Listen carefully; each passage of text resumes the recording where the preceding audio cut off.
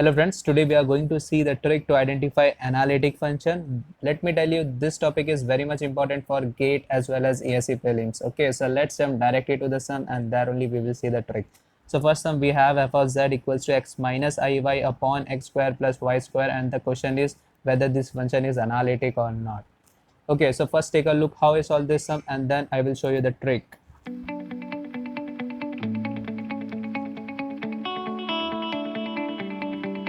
So the answer is this function is analytic. Okay. Before going to the trick, let us have a quick review on the concept. So what is z? Z is a complex variable having x plus iy. Basically, it has a real part as well as imaginary part. Now, what is f of z? F of z is a complex valued function having u plus iv. U is a real part and v is an imaginary part. U and v both are a function of x and y. Now the question is, what is analytic function?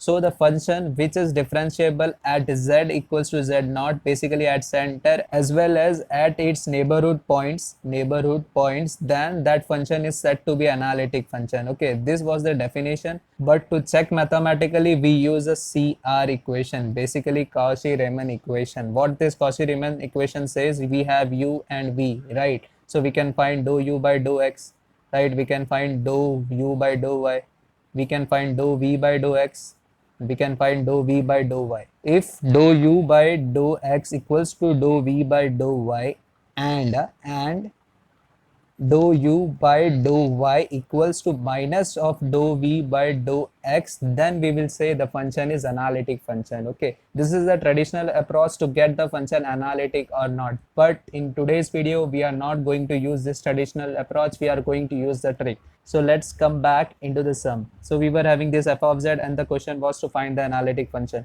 So you have to know this thing, that any function having polynomials of z, sine hyperbolic z, cos hyperbolic z will always be a analytic function. Okay, will always be a analytic function. And z bar and its combination with any function will give you non-analytic function.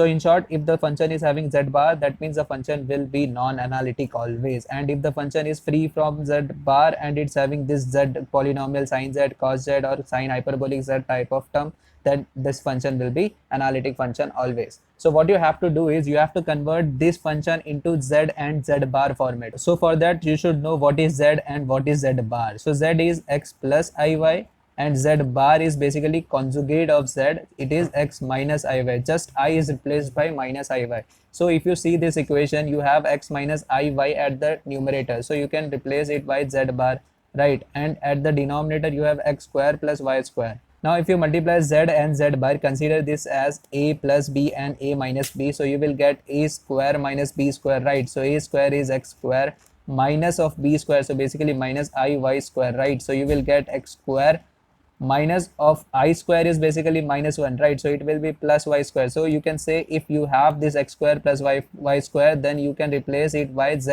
into z bar. So if you replace, you will get this thing, f of z equals to z bar upon z bar into z. Okay, so this z bar will get cancelled and you will be remaining only with 1 upon z. So basically this function is having only z, basically a polynomial in z. That's why you can say this function will always be an analytic function. Okay, note this thing, if you try to do this by your traditional way, you will have to spend at least 3 to 4 minutes, because here this question is not so much easy, because you have to separate u and v. So u will be x upon x square plus y square and v will be minus of y upon x square plus y square, and you have to take the derivative of this term with respect to x as well as y, and you can see this derivative is very much complex. Okay, so you will have to spend at least 3 to 4 minutes to get the answer, but with the trick you can get your answer in just 1 to 2 seconds.